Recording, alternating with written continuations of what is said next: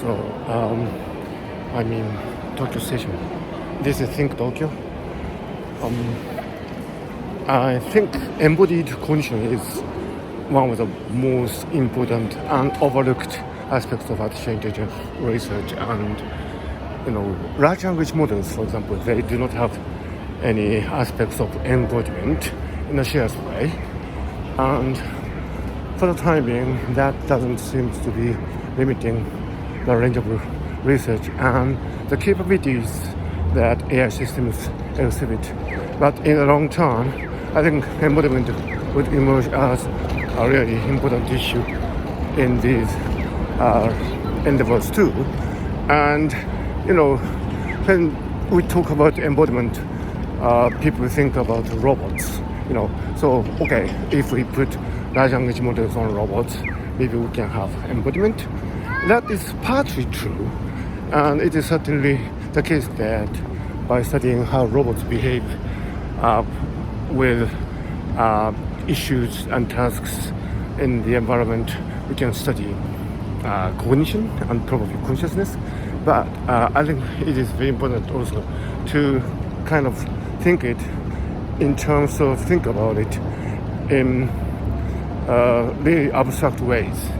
And I think it is very important to be abstract about embodiment, if you understand what I mean by that. And in other aspects of embodiment, I think you will really need to think seriously the simple grounding problem.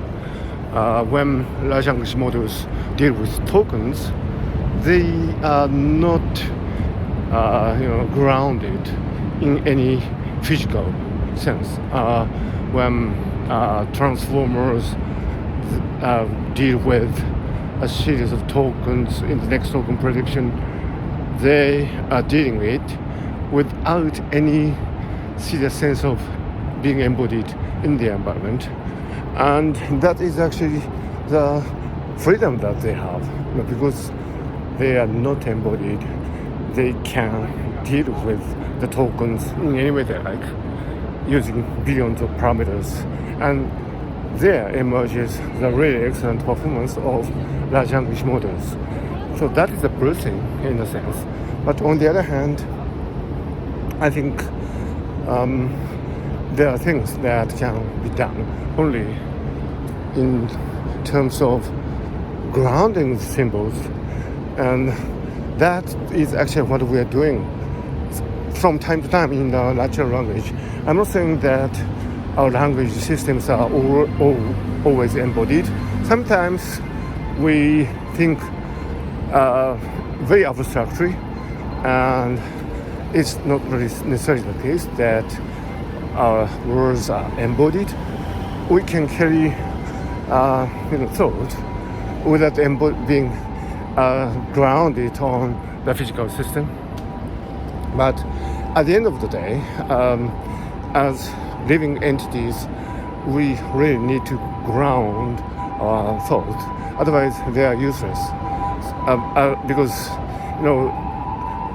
finally, the meaning of any intelligence that we have is that we can be adaptive as biological species. Oh, that's Japanese ambulance, different from the American counterparts.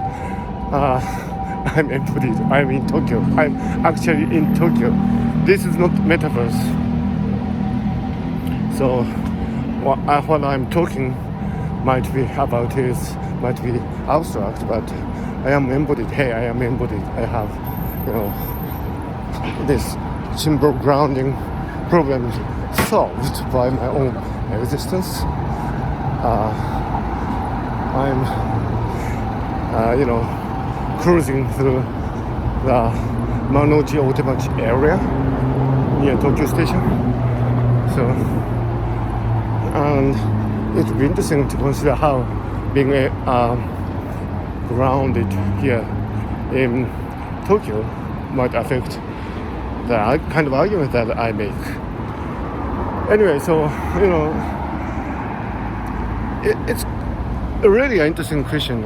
What particular aspects of cognition I cannot go forward with that embodiment. And I think nobody has actually pinpointed what it exactly is. And people talk about Vingean uncertainty, this idea that as artificial intelligence systems become more and more, functionally elevated, it becomes difficult for us to predict their behavior, because we cannot predict the behaviors of beings of more intelligent agents. So there's this is the idea put forward by the late science fiction writer Werner Vinge. And I think Vinge came out with really interesting ideas, and this is one of them, Vingean uncertainty. And I think this is a really serious safety issue when we are facing with artificial intelligence systems. If we can't understand what these systems are up to, then we cannot say that it's safe. It's a really serious issue in AI alignment as well. And in order to deal with vision uncertainty, I think we really need to think about embodiment. There's this idea called instrumental convergence, which predicts that no matter what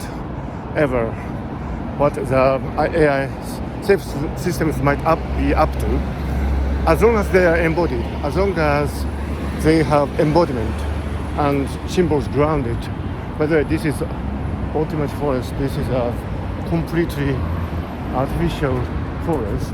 This is really wonderful, isn't it, in the middle of Tokyo. I really love to come here and stroll alongside the forest. For the time being, there's Amman, Tokyo, over there. So, come back to our issue. I think it is really interesting and important to study how this instrumental convergence idea would play its role in argument about AI safety and AI alignment on the backdrop of the symbol grounding program and Vingean uncertainty program. When you find somebody doing something, no matter what he or she or it may be thinking, we can pretty much guess what it's up to by its bodily expressions of behavior, and that's instrumental convergence. And I think that's a really great way of assuring AI safety and, dealing with AI alignment. So, to summarize, I think embodiment is actually a really important issue in AI safety and AI alignment, although there are certain difficulties of, putting your finger exactly on what the important issues of this is. And, in order to do that, I think we really need to think in terms of very abstract and, conceptual arguments, because when we are talking about embodiments, we tend to kind of assume it as, a priori. I mean, because we are all embodied, and, large language models, they are not embodied, or they are embodied in trivial ways. So we tend to assume that human beings are somehow superior to large language models by default. And that might certainly be true, but it's not enough. It's not enough to ground our arguments about embodiment and symbol grounding. So this is still an open question. We don't still know how these lines of thought could, lead to a really concrete idea about AI safety and AI alignment. So embodiment, I think, is the elephant in the room, if you like, in AI research. And we need to tackle the elephant, sooner or later, and I find myself inside this huge building beside the Otemori forest. And I think you have been enjoying my discussion, but also some really interesting scenery from Tokyo.